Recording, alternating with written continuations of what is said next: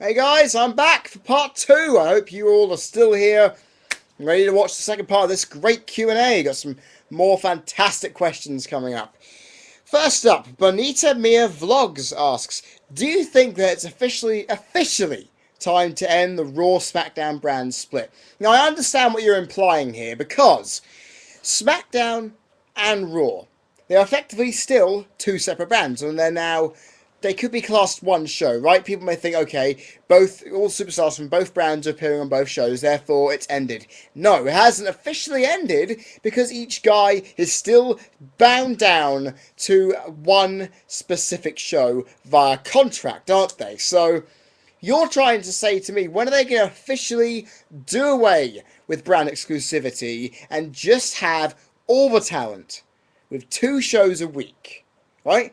Raw and SmackDown, two shows a week, no balance, no alignment of brands still. That's what you're trying to state, is that right? I feel this will end with if the WWE believes that the ratings of super shows outdo the ratings of the branded shows. And you know what? I think that's working right now because SmackDown is getting some of the really good ratings. Raw is still suffering under Monday Night Football, but will improve with time, I feel. So therefore, when you go this way, I think this will probably happen maybe around WrestleMania time. And then I hope, after a couple of years, the general managers or people who were in authoritative positions, Triple H, for example, says, you know what, I like it when I have two different things to run. I'll be able to assert my authority and divide it both ways. Why don't we do a brand extension again? Because that'd be fantastic. I think if that does happen in the future, I'd be very impressed with it. Because it will show, even though they're rebuffing an idea, it'll still be great television. Definitely. Sexual Sense, who I would better known as Davey. Thank God you finally put a question on one of these things. You say here, Freddie, I've been very impressed by Dolph Ziggler this year. He makes others look good and is the best seller in the business. Do you believe he could step up to the main event? SmackDown will probably be more realistic and he should dump Vicky. Agree on that point. He should dump Vicky. That's one of the things he needs to do because Dolph Ziggler needs to understand and know how to develop his own heel heat. Because Vicky is drawing all the attention to him.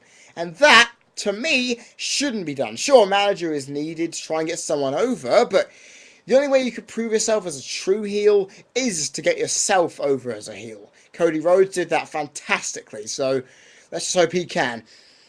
SmackDown's main event scene, he would fit in there just like a glove, wouldn't he? Because he needs a bit of exposure, and SmackDown hasn't got too much in the main event scenes. Yeah, going into the main event would be good for him. But do I think he's really up there ready for it? No. He's the perfect US champion for me. He symbolises the mid-card well. Just like Cody Rhodes does on SmackDown as IC champion. And in my honest opinion, I don't think he's ready yet, but he will step up to the main event at some point. He is a great seller of it. He does make other people look good. He knows how to wrestle on both sides. He knows how to make himself look good and others look good. He is a great overall talent. However, his mic work needs to improve. He needs to dump Vicky. He needs to show why we need to give a shit about him. Because when he first came into the WWE as the gimmick of Dolph Ziggler, we of course, give a fuck about his name. Yeah, you suck because your name is stupid. He's shown us over time how good he is. He needs to prove himself as a true main event figure. He did that at the Royal Rumble this year. So we need to make sure we see more of those kind of matches from him. Coventry Jordan 90 asks, speaking of also of main event pushes here, do you think Mason Ryan will be in the main event scene in the near future, and would you keep him as a babyface? Well, personally, I was a bit shocked to see him as a face, because he's like Batista in a way. Obviously, everyone knows that, but he's like Sheamus, where he looks like a heel, he acts like a heel in a way. And I feel with Mason Ryan, I want to see how this goes, actually. Because it could be quite interesting. He could become a good tweener, where he could be a face and aspects of a heel onto it. And that'd be very interesting to see, I feel. And would he be in the main event scene? No, he's way too green to be in the main event. He hasn't been given enough exposure to us. Plus, he has no mic skills. We haven't heard him speak yet. He is nowhere near in the main event scene yet. I mean, sure, 4 or 5 years maybe, I could possibly see him in the main event. Yeah, probably. But it won't happen in the next year or two. It'll be longer than that, because the guy's got a lot of time to develop. Plus, brings in the Welsh audiences. That would be brilliant for the Welsh. They'll have something to give a shit about when they watch this program. I know I've got a few friends in Wales who don't give a crap about wrestling, but I know there probably are some out there who do. So I think Mason Ryan could seriously help them there. So it'd be great, I feel. Fantastic. I mean, if Mason Ryan proves us that he can do well, then that would be great for him. Definitely. Luke Hart 11, I think that's the name, says, where do you think the WWE are going with Alberto Del Rio? Do you think he'll get lost in the shuffle? Well, he could get lost in the shuffle because once Hell in a Cell tonight is over with, we are thinking, where could he go from here? Could he feud with Cena still? Get under his skin a bit. Could he feud with Punk? Could he feud with Triple H? Could he feud with all kinds of people? Could he just fall into the mid-card and win the mid-card championship? I don't know where they're going with him right now. I think what they're trying to do, I think what Del Rio is, much like R-Truth is a bridge point between the main event and the mid-card where he can wrestle in both and do well. So, I don't know what they're going to do with him, so to speak. We're going to wait to see what happens tonight. But for me, I feel he could get lost in the shuffle if WWE don't give him the right feud to carry him to the Rumble, okay? So when he gets to the Rumble, he should be okay. I mean, if they give him a feud with Punk, that should be a great feud. I'd love to see it. But, you know, I don't know what they're going to do at this point. We're just going to wait and see. Now, I did point out to many people that this is the one question I was not comfortable on answering. But then again, it is wrestling related, so I might as well answer it. Largest 85, you asked me, which diva or knockout do you want to fuck the shit out of? Now if you have been watching my videos, man, you will know that the sexuality of divas is a massive turn-off for me.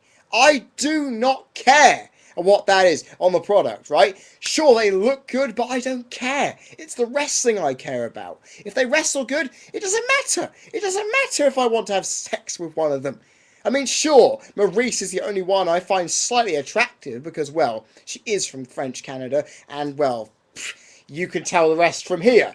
But I would never want to fuck any of them. Because seriously, I don't give a shit about the world being engrossed in sex and culture. Sure, it's part of life, and we all have fantasies about this shit, but I don't. Personally, for me, I honestly don't give a fuck to fuck. So, sorry, but I wouldn't do any of them. Even with knowing that Maryse is slightly attractive and is quite hot. But I wouldn't do anything like that. I wouldn't want to. Okay? Understand me? Good. MSDC Punk, you asked me again here. What do you know about the British wrestling scene? What more can be done to promote wrestling in Britain so that we can challenge the US hegemony? Do you know what? I actually have no practical knowledge of the UK wrestling scene because I feel it does the same. It copies a lot of US sports entertainment style because obviously it needs to get over with the public. And wrestling in this country, my uncles often heckle me with wrestling whenever I talk about it and say, oh, remember how wrestling was back in our day with Big Daddy, Mick McManus, and all those people. I go, oh God, that's the world of sport. It was very submissive based, very poor wrestling. And you know what? I think the only way we can show the world what we are is to have a distinct style for ourselves. Because Japan is known for its stiff style, combining a mixture of heavyweight and high-flying abilities, and it's all done stiff, so it creates a very hard wrestling style for people can go, oh, this is really good, really realistic, really gets you immersed. Mexico, known for its lucha libre style, fast-paced wrestling, and sports entertainment can be a combination, and WWE and the stuff in US independence is, again, a mixture of both. We need to try and define what our style is. Is it hard-hitting? Is it striking? Is it grappling based? Is it submission based? Is it fast? Is it slow? We need to try and show the British wrestling scene is unique to be able to get the world to actually give a shit before we can challenge the US. Simple. I don't really need to go into any more detail about that because I actually, to be honest, if there are any UK wrestling feds out there that you believe I'd find slightly interesting, give me a message because I really want to see some local wrestling. I know there's one coming into Colchester in the next month or two, so I might check that out. Qua316 asks, how do you feel about the statements people have been making that wrestlers are becoming less manly, i.e. more pretty boys and fewer legitimate tough men? It's simple, really, when you put it in this perspective, that in the old days, people from lower demographics, lower class backgrounds, used to go into wrestling because it was a form of way of getting themselves out there, physical beat 'em up, really. And they were willing to take risks because it would entertain the crowd. And nowadays, wrestlers are trying to take care of themselves. They're trying to prolong their careers. And that's the one thing that's different. They look better because they're taking care of themselves. And they're also being immersed in the money of professional wrestling that it has today.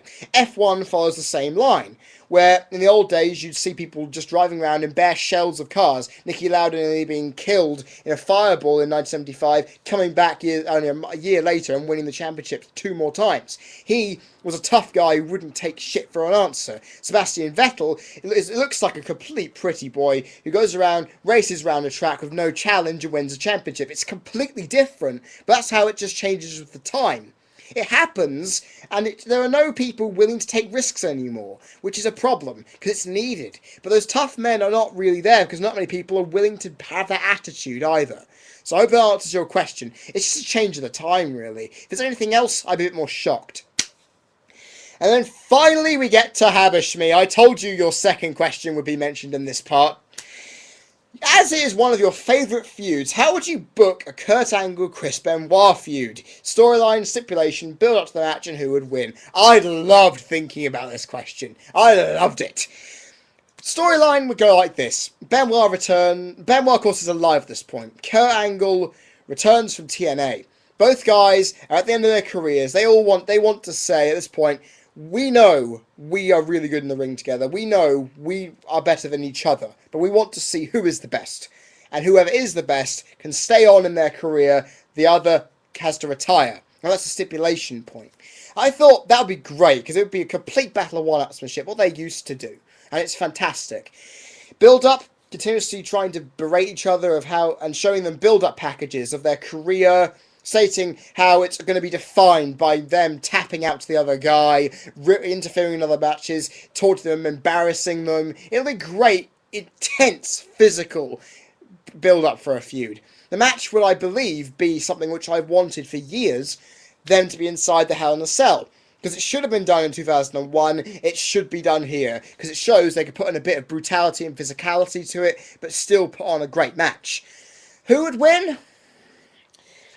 I would love Benoit to win in this situation, but I will have to say this. Kurt Angle could have prolonged his career more. He would be able to be good on the mic, good in the ring for years later before Benoit could. So, put it on that perspective, they put on a physical match. There'd be hold and counter hold repeatedly from submission move, from crossface to ankle lock, and until they could do it no more.